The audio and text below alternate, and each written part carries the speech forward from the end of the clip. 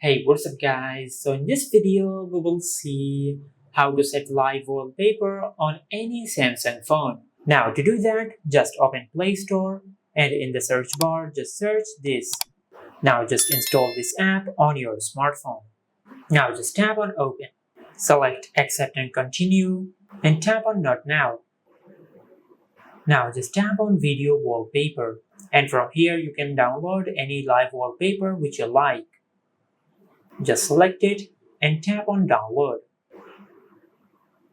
And tap on Watch Ad.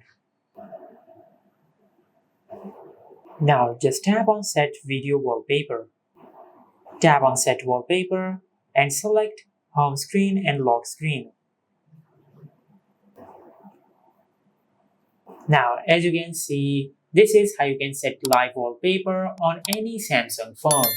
If you found this video helpful, please like the video and subscribe to our channel and hit the bell icon to get notified when we upload a new video.